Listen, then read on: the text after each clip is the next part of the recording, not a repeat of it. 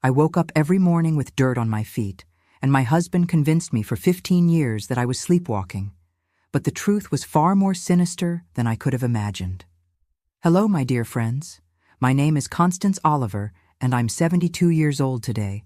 But I want to tell you a story that happened to me a long time ago, when I was just 23.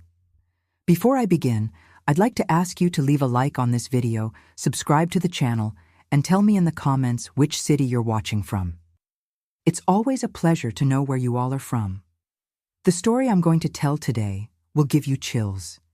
It's about how I spent 15 years of my life thinking I was going crazy, when in reality, I was the victim of a plan so diabolical that even today it gives me shivers to remember. We're talking about 1968, a very different time from today. I was a young newlywed, full of dreams, living in a simple but nice house in Rochester, New York. My husband Robert worked as a night security guard at First National Bank. He was a man respected by everyone in town. Tall, always well-dressed, with perfectly pressed suits and neatly cut hair. A man who opened car doors for me and occasionally brought me flowers. We met at Sunday church service and married after a year of dating. I thought I had found the man of my life. It all started on a morning in April 1968. I remember it as if it were yesterday. I woke up with a strange sensation. You know when you feel something's wrong? I looked at my feet and was shocked. They were completely covered in dirt, my nails all black, the sheet also stained. I was terrified. That's when Robert came into the bedroom with a basin of warm water in his hands. "Calm down, my love," he said in such a gentle, concerned voice. "It happened again. You had another sleepwalking episode." I couldn't understand. Sleepwalking? I had never been a sleepwalker in my life, at least not that I knew of. Robert then explained, while washing my feet with such care, that I had gotten up during the night and gone out to the yard. He said he found me walking near the oak tree, digging in the soil with my hands as if looking for something. "I tried to wake you up, my love, but you didn't respond. Doctors say you shouldn't wake a sleepwalker, so I carefully brought you back to bed." I was confused and frightened. I didn't remember anything at all. How could I have done all that without remembering? The strangest thing was that I was exhausted, as if I hadn't slept at all. My body ached, especially my arms. Robert said it was from the effort of digging in the dirt. "Don't worry, I'll schedule an appointment with Dr. Arnold's. He'll help you." Dr. Arnold's was the most respected doctor in town. Office on Main Street, always busy. He saw us the very next day, thanks to Robert's insistence. He examined me, asked many questions, and confirmed the diagnosis. Severe sleepwalking, probably triggered by the stress of the recent marriage and moving to a new house. He prescribed some sedatives and told me to take them before bed to relax and avoid new episodes. Robert wrote everything down so carefully and kept the prescription in his wallet. He was always so attentive. I felt so protected with him. But the episodes didn't stop. In fact, they began to happen more frequently. 2, sometimes 3 times a week, I would wake up with dirt on my feet. And the strangest thing was that it always happened on nights when Robert worked and came back in the early morning. He said he would find me in the yard when he arrived, around 4 a.m. I began to feel increasingly distressed. We increased the dose of sedatives. Robert bought a rocking chair to place by the kitchen window. He said it was for me to relax more during the day, which would help me sleep better at night. He made chamomile tea with a white powder that Dr. Arnold's had prescribed. "It's to help you sleep peacefully, my love," he would say, while watching me drink every drop. 6 months later, the symptoms worsened. Besides the dirt on my feet, I began to wake up with a metallic taste in my mouth. Sometimes I had small cuts on my hands, unexplained bruises on my arms. Robert explained everything. I had fallen in the yard, hit low branches on the oak tree, grabbed sharp objects. "I'm going to have to start locking you in the bedroom, my love," he said one night. "It's for your own good. I'm afraid you might hurt yourself more seriously." And so began a new phase of my torment. Robert would lock our bedroom door from the outside when he left for work. "I'll leave a chamber pot under the bed in case you need it during the night." And he would take the key with him. The window has bars to prevent you from trying to get out during an episode and ending up hurting yourself. I felt increasingly like a prisoner, but at the same time grateful for his concern. After all, he just wanted to protect me, right? And yet, I still kept waking up with dirt on my feet. How was that possible if I was locked in the room? Robert explained that he would find me banging on the door, trying to get out, and that sometimes he would let me go to the yard so as not to upset my sleepwalking state, always under his supervision. Visits to Dr. Arnold's became monthly. He documented each episode in a thick chart full of notes. "The patient presents an increasingly concerning condition," he would say as he wrote in his doctor's handwriting, which I could barely read. "We'll have to consider more intensive treatments if this continues to progress." I would cry desperately, asking what was happening to me. Why couldn't I remember anything? Why did it only happen when Robert was home? The doctor and my husband would exchange concerned looks. It's typical of sleepwalking to occur when the person feels safe, when they know there's someone to take care of them if something happens, Dr. Arnold's explained. I tried to talk about this with my family, but Robert always found an excuse to avoid these conversations. "They won't understand, my love. They'll worry unnecessarily. Let's resolve this between us." And I, naive as I was, believed him. After all, what woman wouldn't dream of having such a dedicated husband? Time passed, and the story of my sleepwalking began to spread throughout the neighborhood.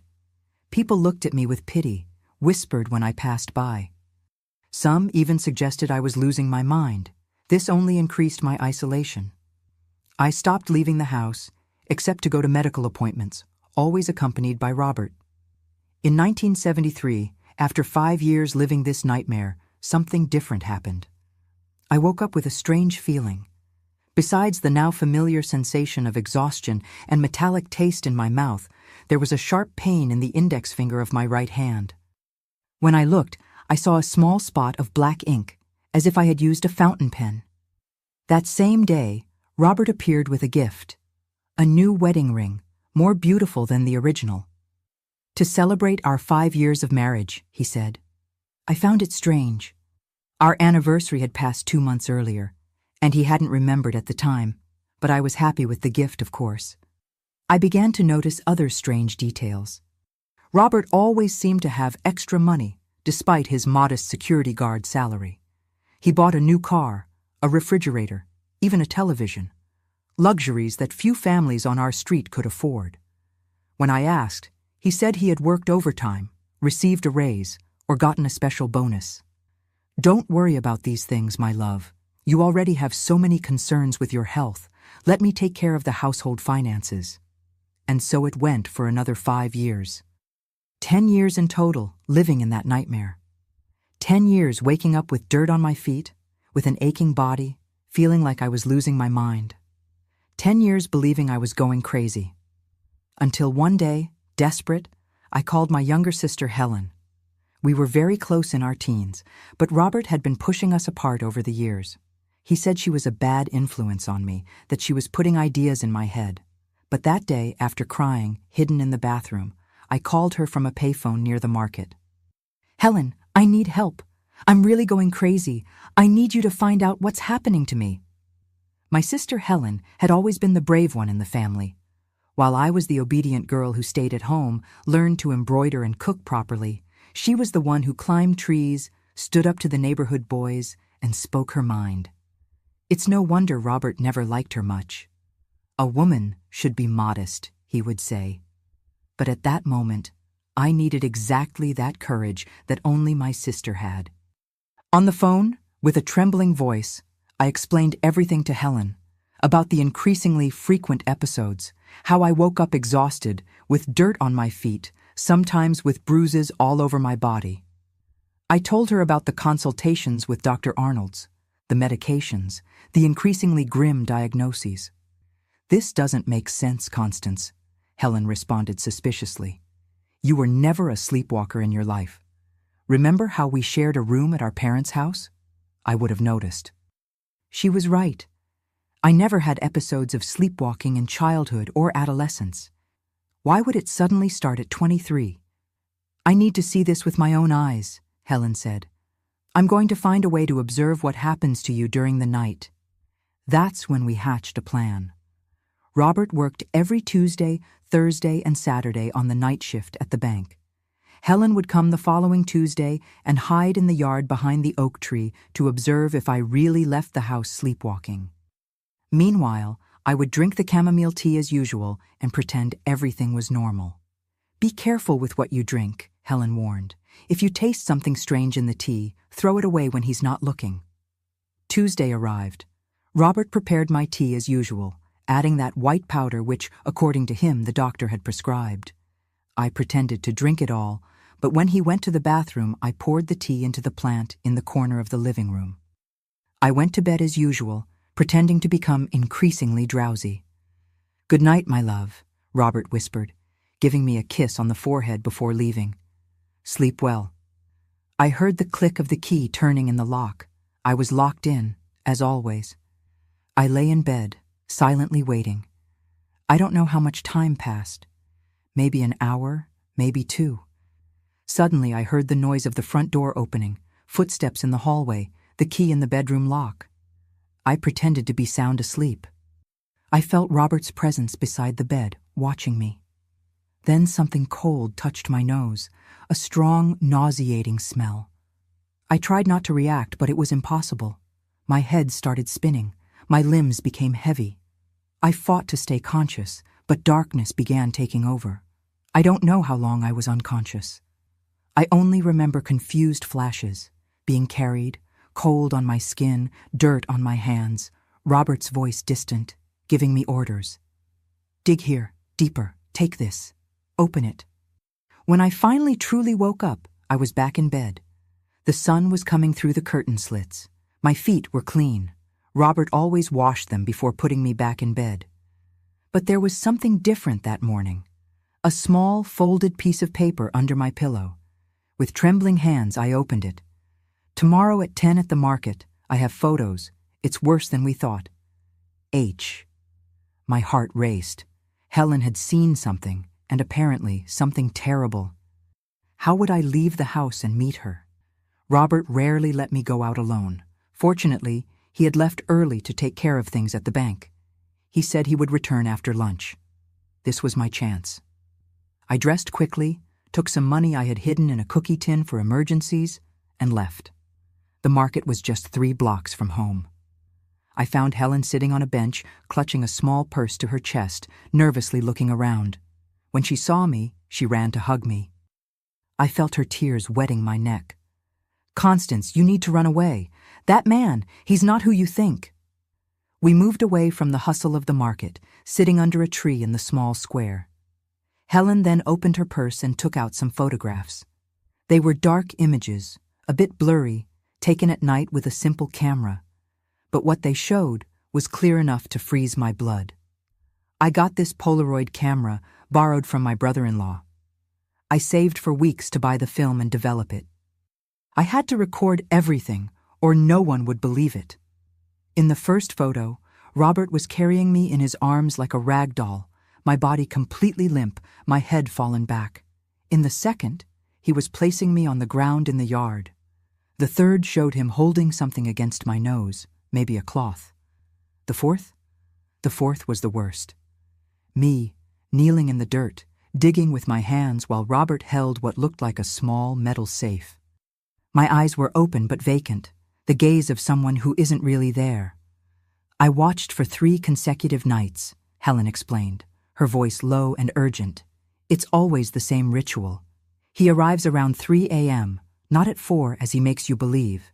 He enters the bedroom, puts something on your nose to leave you in this strange state, half awake, half asleep. Then he carries you to the yard.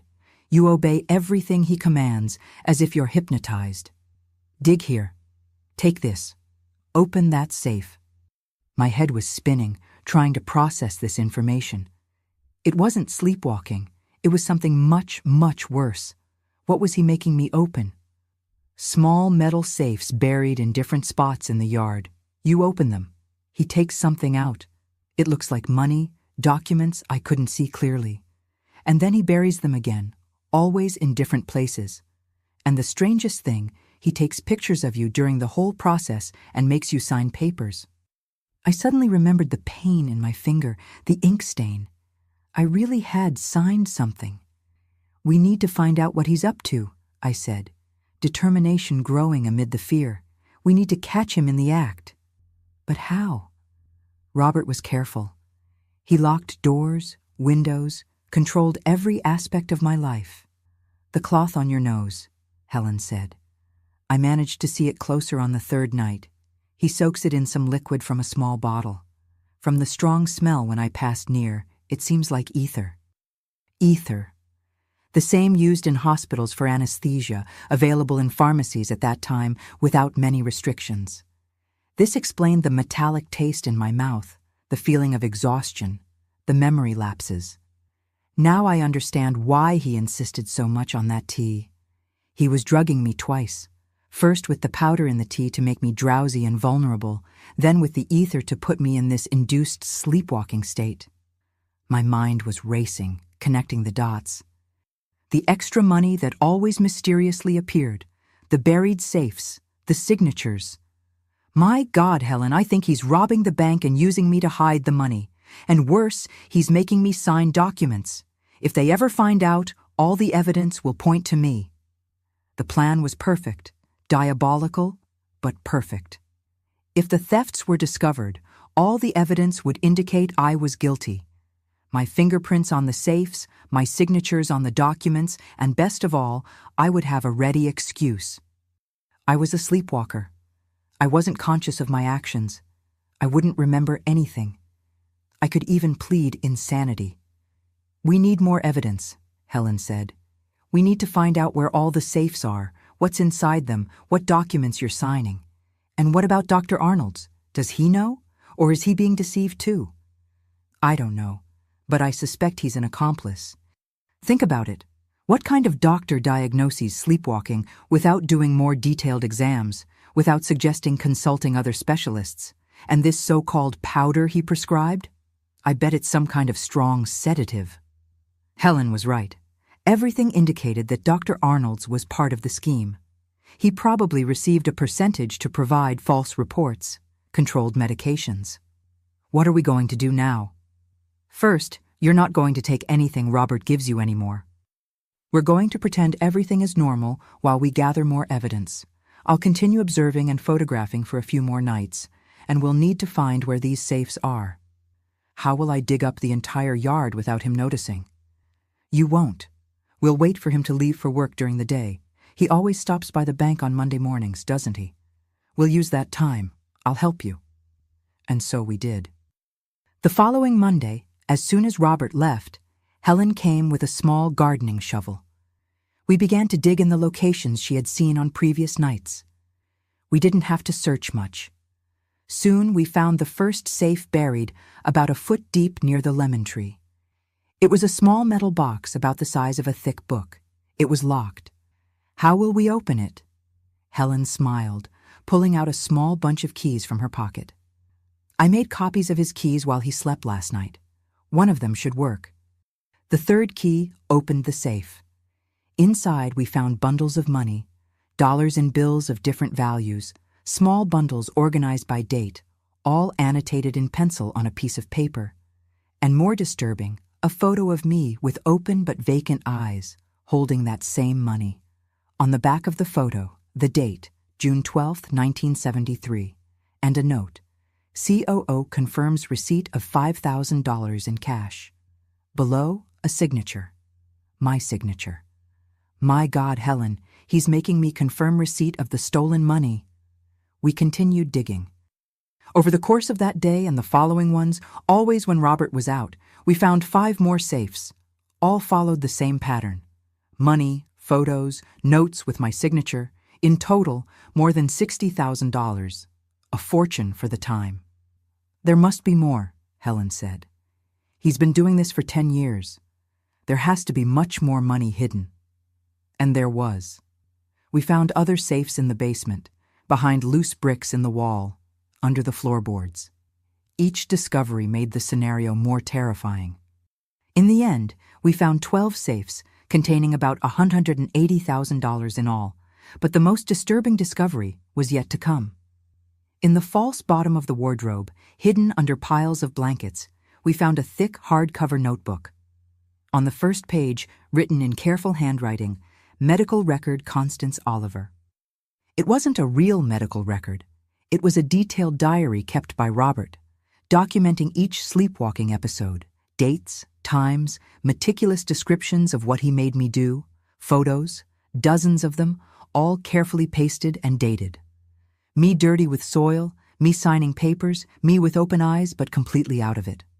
And more, newspaper clippings about cases of temporary insanity, notes on how this type of defense worked in courts, a list of lawyers specializing in mental illness. "He's not just using you to hide the money," Helen whispered, horrified. "He's building an entire case to incriminate you if something goes wrong, or worse, to have you committed to a mental institution if you start to suspect." With each new discovery, the hole seemed to get deeper. Flipping through that notebook, we found something that made my blood freeze. In the last pages, stapled and a bit yellowed by time, there were newspaper clippings dated 1967, a year before my marriage to Robert. The headline of one of them read, "Wife of First National Bank employee dies after long mysterious illness."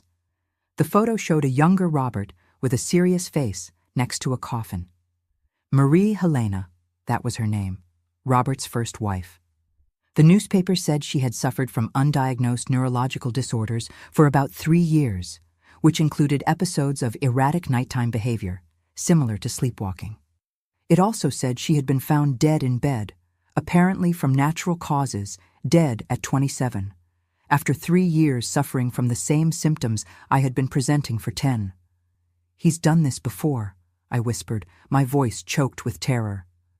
"And that woman? That woman died, Helen." My sister held my trembling hands. "But you won't suffer the same fate. Now we know the truth. We can stop him." Another clipping brought a small note about Marie Helena's funeral, held at the municipal cemetery. And most disturbing, a photograph showing Robert next to a woman who, I have to admit, resembled me somewhat. Dark hair at shoulder length, large eyes, round face. "He has a type," Helen commented, horrified, "and you fit perfectly into it." A third clipping, from just 2 months after Marie Helena's death, announced the engagement of Robert with Constance Oliver, daughter of a respected family from a neighboring town. This explained the haste with which Robert had courted me, the insistence on a quick marriage. My God, Helen, we met just 3 months after her death. He was already watching me, choosing me as the next one. As we continued investigating, we found something even more disturbing hidden in the lining of an old suitcase in the attic. A sealed package containing what appeared to be Marie Helena's medical records. Not a false one like mine, but real hospital documents with an official letterhead. Apparently, Robert had stolen them or obtained them through some illicit means. The documents revealed that Marie Helena had died with alarming levels of sedatives in her blood. The medical examiner had handwritten, "Possible prolonged use of barbiturates, consider further investigation." But for some reason, that investigation never happened. The case was closed as natural death. He killed her. Helen, he killed his first wife the same way he's trying to kill me, slowly, with drugs, making her appear crazy or sick. In the same package was something even more revealing. A transfer letter from First National Bank showing that Robert had been transferred from Buffalo to Rochester shortly after Marie Helena's death. It wasn't a coincidence, it was an escape. Escape from an investigation that might have happened if he had remained in the same city. That night, I couldn't sleep. How could I? Lying in the same bed next to the man I now knew to be not just a thief, but probably a murderer. The same man who had killed his first wife was now breathing peacefully beside me. With each breath he took, I felt as if I were counting down the minutes of my own life. We needed a plan. We couldn't simply run away. Robert had influence in town, friends in the police. He would say I was delusional, that my mental condition had worsened, and there was all that incriminating evidence against me, the photos, the signatures, the money with my fingerprints. The next morning, Helen and I met again at the market. We decided to investigate the thefts more deeply. If we could prove that Robert was robbing the bank, perhaps we could get the authorities to listen to us about the rest. Helen had a friend who worked at the post office, close to First National Bank. Through him, we discovered that the money bags arrived every Wednesday, passing through night security, exactly Robert's shift. As a security guard, he had access to the keys, to the temporary safes where the money was kept before being deposited in the main vaults the following morning.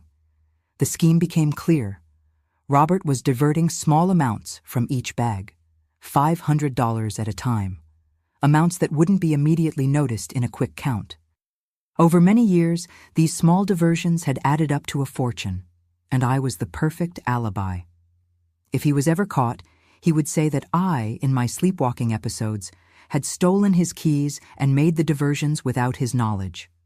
There were even photos and documents to prove it. Over the following weeks, we continued collecting evidence. Helen managed to photograph the safes, the money, the incriminating documents.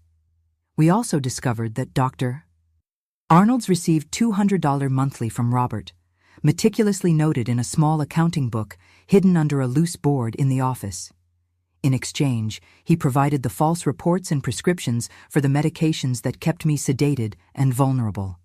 In March 1983, 15 years after the beginning of my nightmare, something unexpected happened. The bank announced an internal audit. New IBM computers had been installed and the entire financial system would be reviewed. Robert became visibly nervous. He began acting strangely, burning papers in the yard at night, making calls in a low voice when he thought I couldn't hear. "We need to leave town for a while," he told me one night.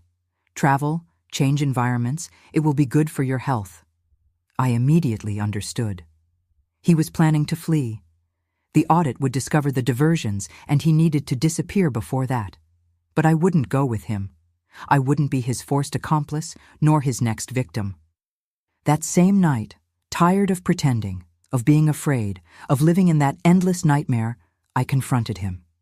It was the first time in 15 years that I truly faced him. "I know about the safes, Robert. I know about the stolen money. I know about Marie Helena." His face transformed.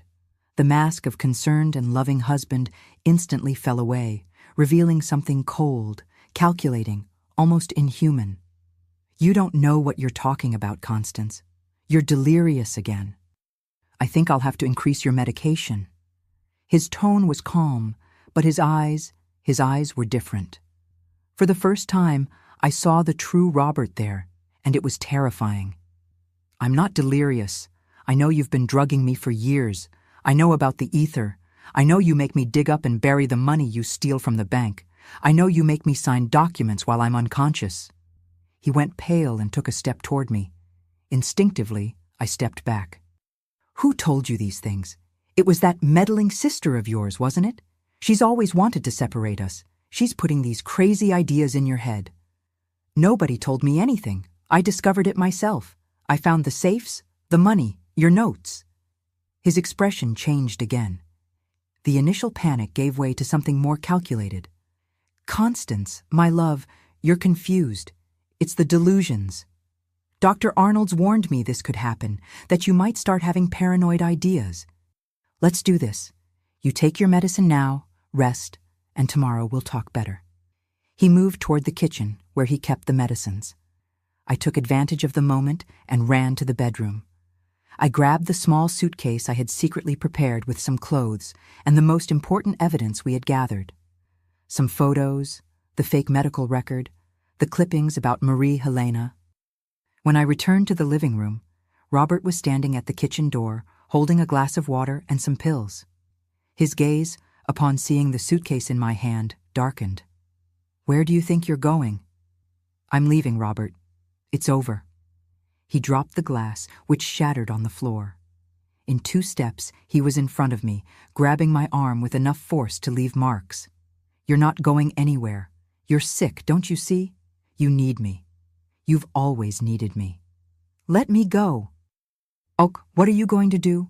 Tell your crazy stories around town? Who will believe you, Constance? A sleepwalker? A mentally disturbed woman? Against me? A respected bank employee? I have medical reports from years proving your condition. I have Dr. Arnold's. I have friends in the police. You have nowhere to go. At that moment, something broke inside me. The fear that had paralyzed me for years gave way to intense, primordial anger. With a sudden movement, I freed myself from his grip.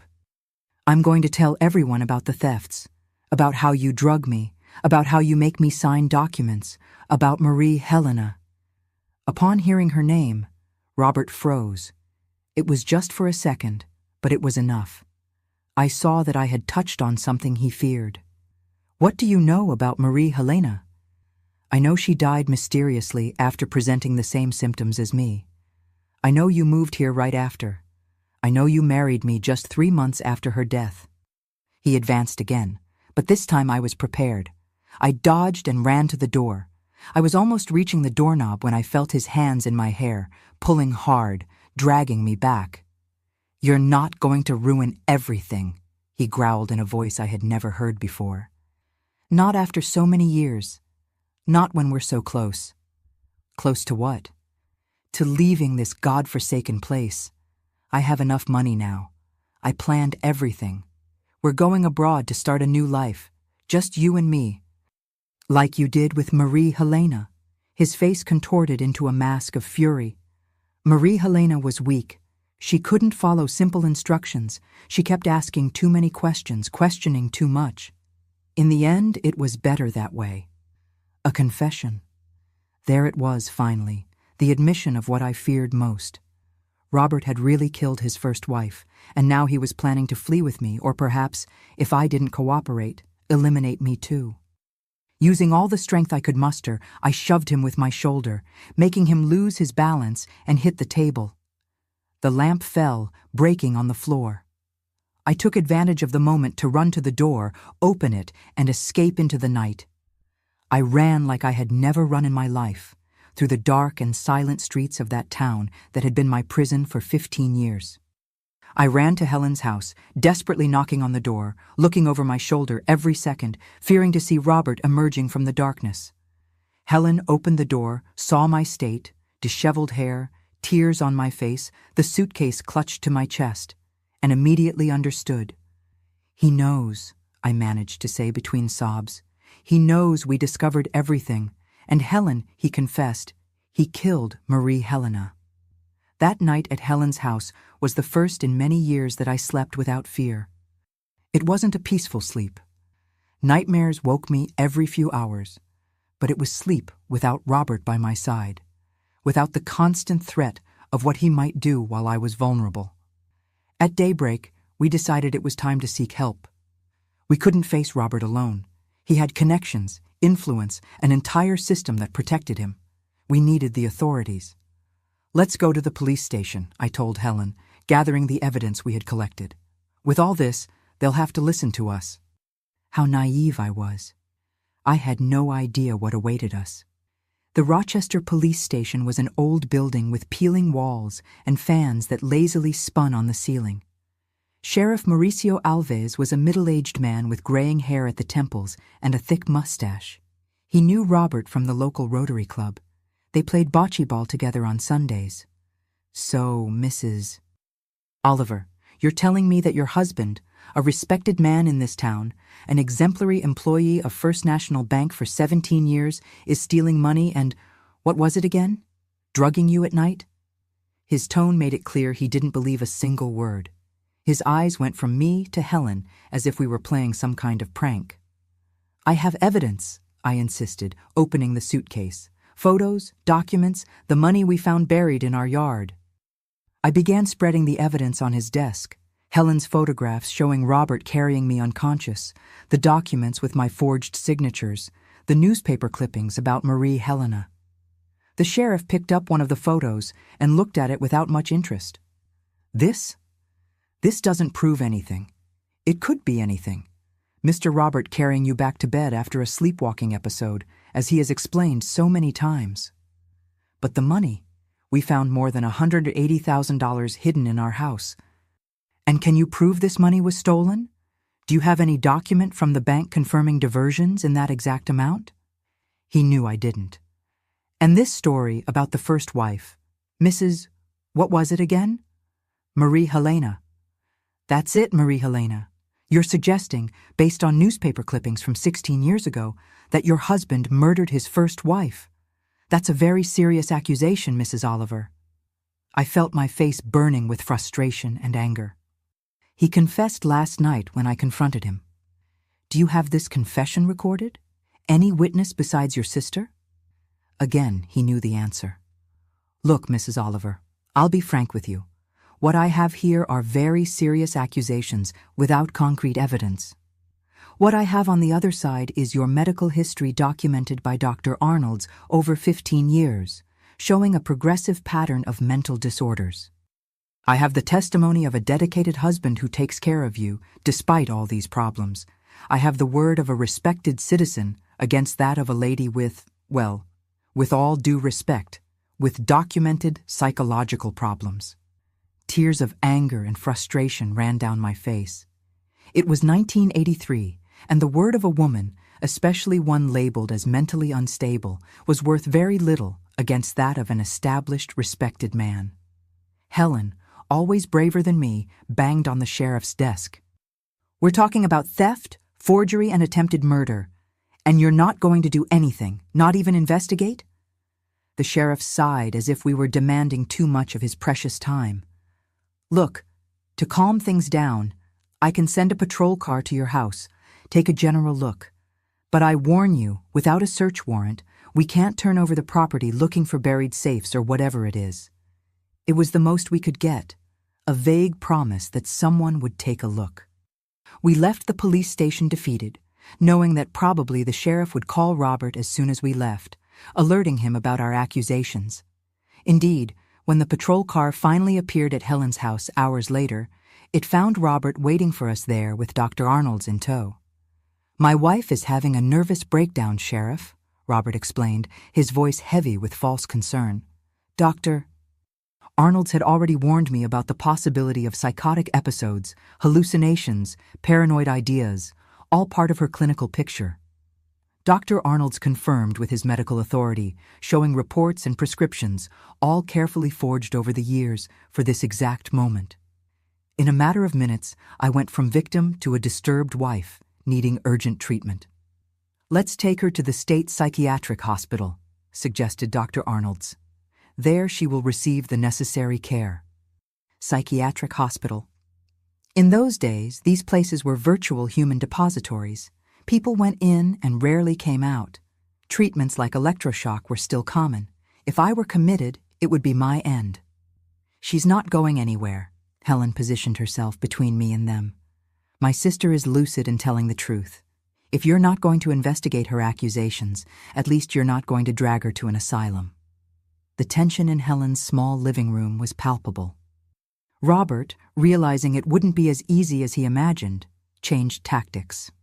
Maybe you're right, Helen. Maybe a hospital is too drastic at this moment. Constance can stay here with you for a few days to calm down. Dr. Arnold's can come examine her daily. What do you think? It seemed like a concession, an offer of peace, but I knew Robert too well after so many years. He was just buying time, planning his next move. The sheriff, happy with this apparent conciliatory solution, declared the matter closed for now. Robert and Dr. Arnold's left, but not before Robert gave me a look that clearly said, "This isn't over." In the weeks that followed, Helen and I lived in a constant state of alert. Robert called daily, feigning concern, asking when I would return home. Dr. Arnold's appeared every other day, insisting on examining me and prescribing more medications that I pretended to take and threw away as soon as he left. One afternoon, about a month after my escape, we received an unexpected visit. A middle-aged man with already thinning hair, wearing a worn suit, introduced himself as Charles Mendez, a retired forensic expert. "Excuse the intrusion," he said, standing at the doorstep. "I heard about your case from a friend at the police station.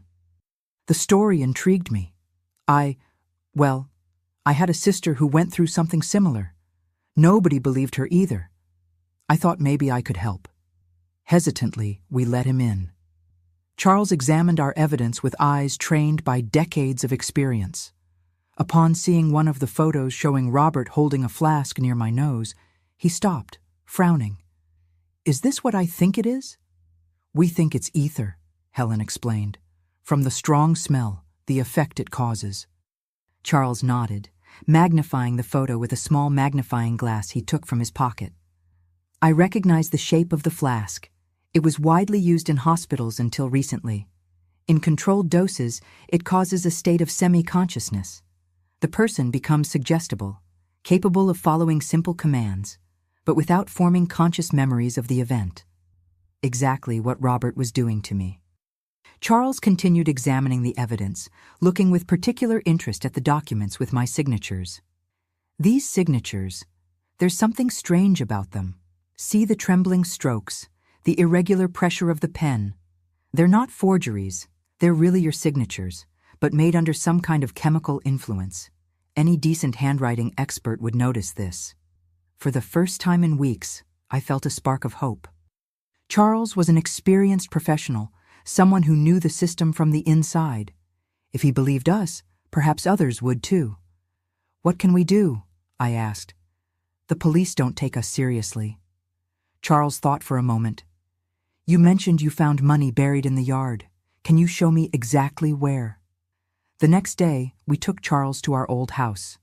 Robert was at work. Thanks to the improvised surveillance system we had set up, we knew his schedules precisely. With a metal detector borrowed from a friend, Charles began searching the yard. It didn't take long to confirm the location of the safes we already knew about, plus some we hadn't discovered. Charles documented everything meticulously, taking photos, making notes. As a forensic expert, he knew exactly what to look for and how to document it in a way that would be accepted as evidence.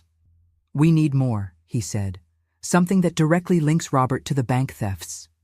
That's when I remembered something I had seen in Robert's office, but hadn't given importance to at the time. The deposit receipts. Robert always kept bank deposit receipts in a blue folder in his office. They were small amounts regularly deposited at different branches. Charles nodded enthusiastically. "If we can get those receipts, we can track the money, establish a pattern that coincides with the days he worked the night shift with access to the money bags." We risked entering the office. The blue folder was there, exactly where I remembered.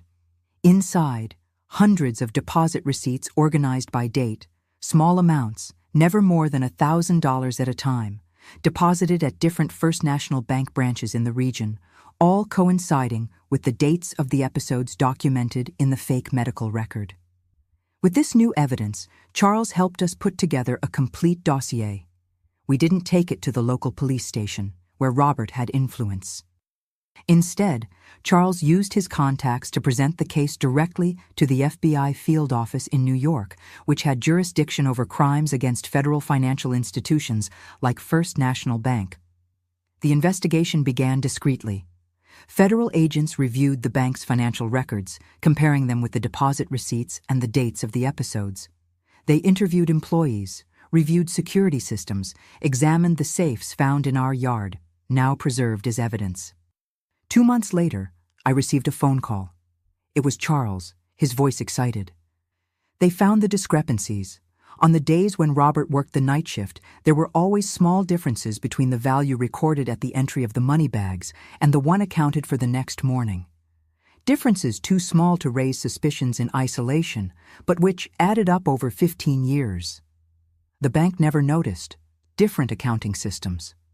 The night record was manual, done by security guards. The morning one, by the head teller. Small discrepancies were attributed to human errors. Robert was smart. He never took enough to trigger alarms.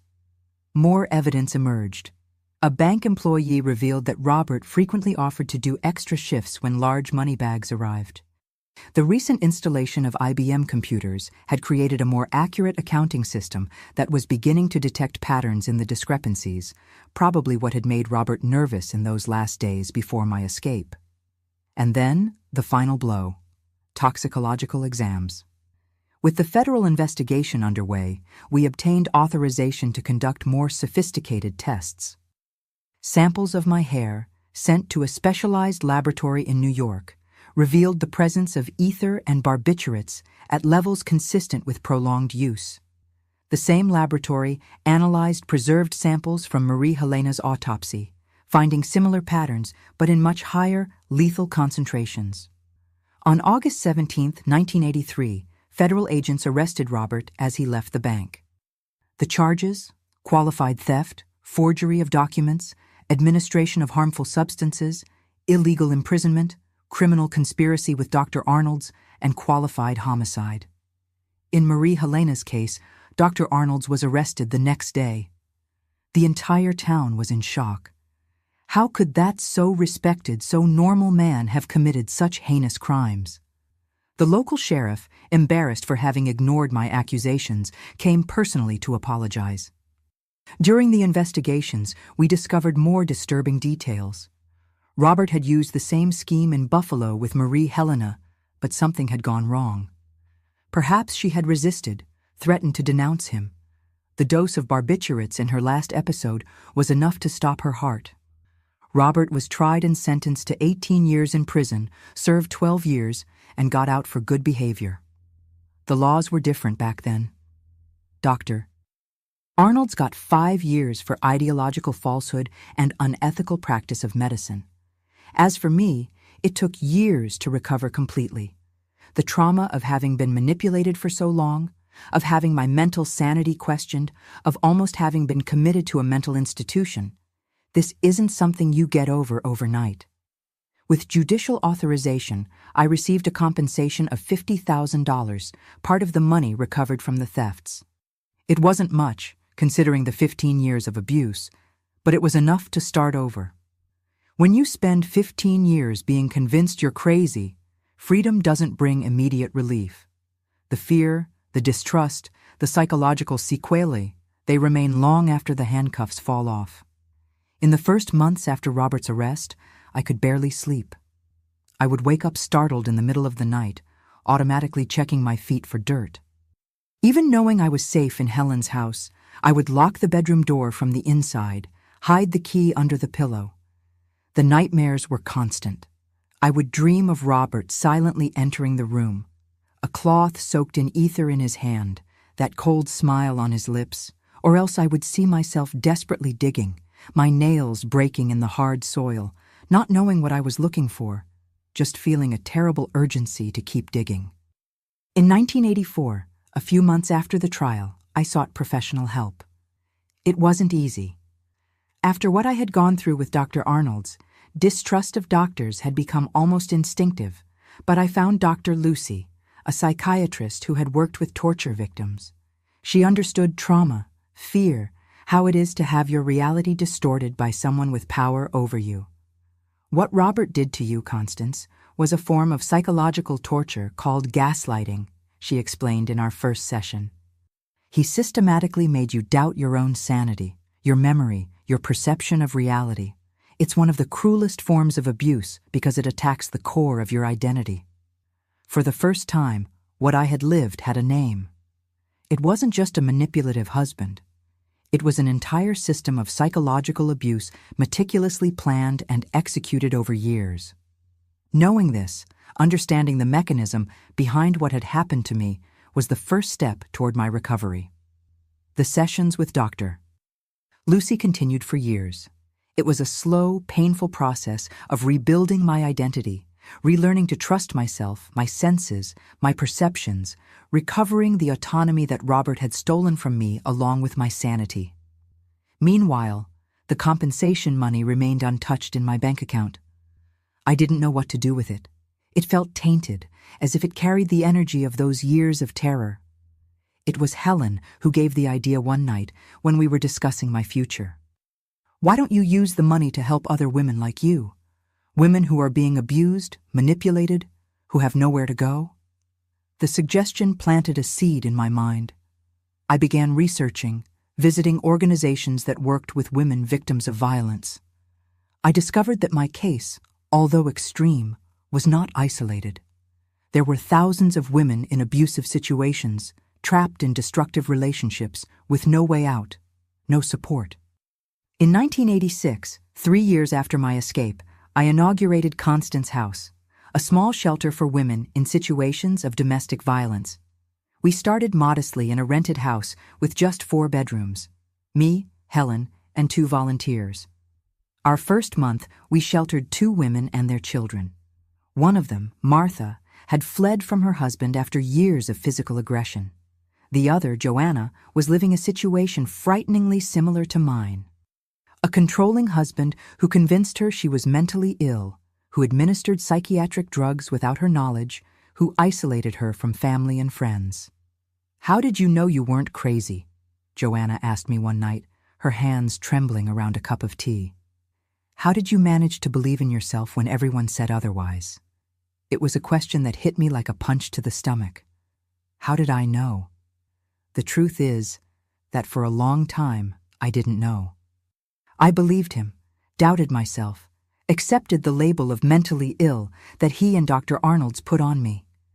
It was only when Helen saw, when I had concrete evidence of what was happening, that I could finally trust my own perception. "It was a process," I answered honestly. "It starts with small things. You notice contradictions in what he says, perceive strange patterns. Your body feels something is wrong, even when your mind doubts. And then, one day, you find the courage to ask, to investigate, to seek help, as you're doing now." Joanna cried that night, cried like someone who finally finds permission to feel her own pain. I stayed by her side, holding her hand, recognizing in that broken woman the person I had been years before. We quickly realized that just sheltering these women wasn't enough. They needed psychological support, legal guidance, professional qualification to achieve financial independence. Gradually, we expanded our services. We invited Dr. Lucy to offer free therapy. A volunteer lawyer would come once a week. We organized professional courses in sewing, cooking, crafts, the skills valued for women at that time. In 1990, 7 years after Robert's arrest, I received a judicial notification. He was requesting parole for good behavior. The fear I felt was physical, visceral, like a cold fist squeezing my stomach. The idea that he could be free, could find me, could finish what he had started. Helen, always my pillar of strength, accompanied me to the hearing. Robert was different, thinner, gray hair, something defeated in his posture. But when our eyes met, I recognized those same calculating eyes, that same coldness. He hadn't changed. He had just learned to better hide the inner monster. Fortunately, the judge denied parole that year, citing the gravity of the crimes. But 3 years later, in 1993, Robert finally got his freedom. The laws of the time allowed for sentence reduction for good behavior, even for heinous crimes like his. A restraining order was issued, prohibiting him from approaching me or Constance House. Still, I hired a security guard for the shelter and installed an alarm system at home. For months, I constantly looked over my shoulder, checked locks 3-4 times before sleeping. The old fear had returned with even sharper claws, but Robert never appeared. I learned through acquaintances that he had moved to the West Coast after his release. Years later, in 1998, we received news that he had died of a heart attack. I felt a strange mixture of relief and emptiness. There was no revenge or satisfaction in his death, just the closing of a dark chapter in my life. Meanwhile, Constance House continued to grow. In 1995, we managed to buy the property where we operated, thanks to donations and a special government financing for social organizations.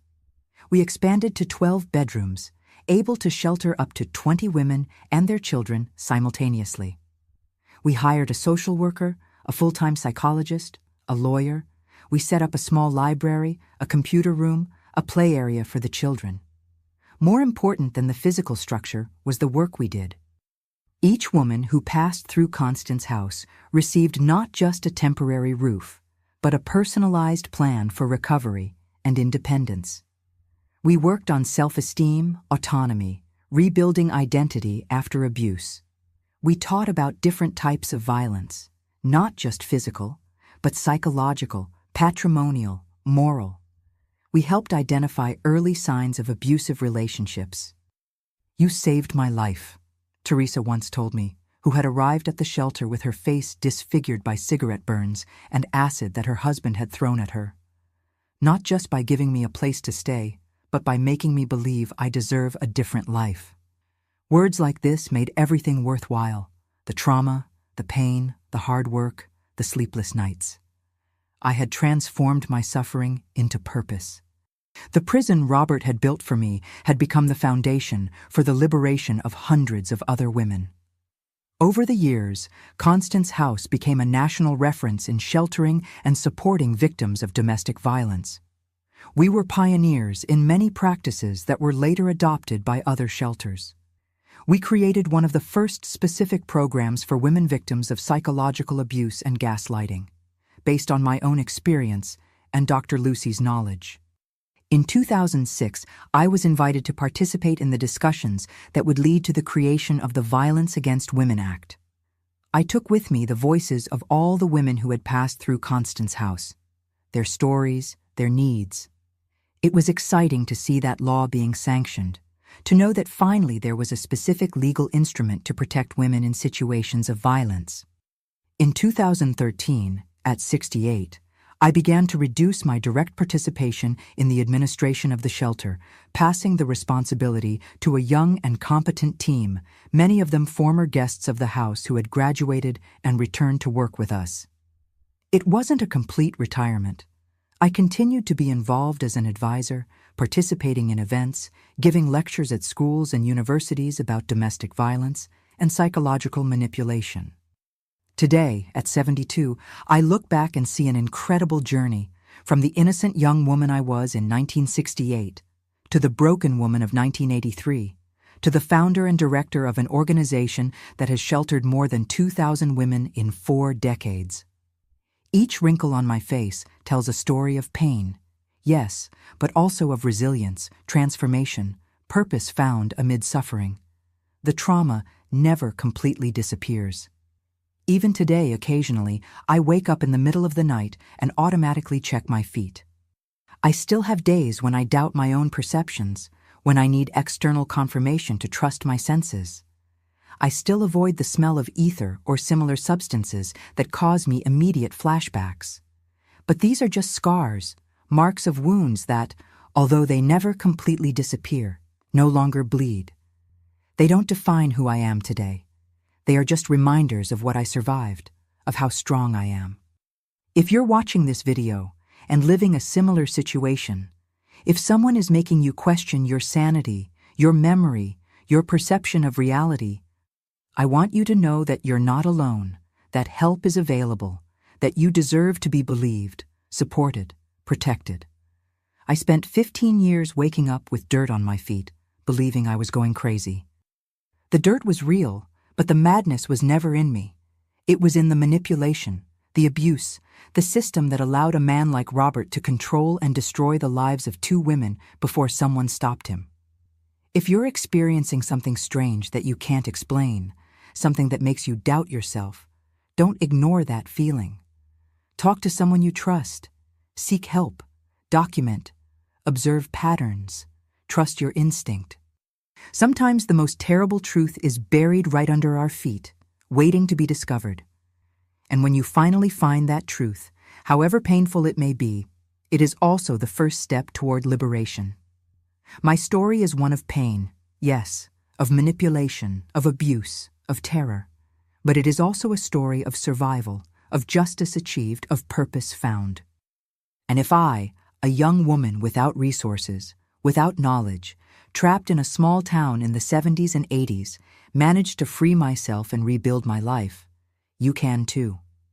The dirt on my feet every morning was real, but even more real was the strength I discovered within myself to finally dig my way to freedom. And to you who has watched me until here, thank you very much for your attention, for your time, for listening to my story.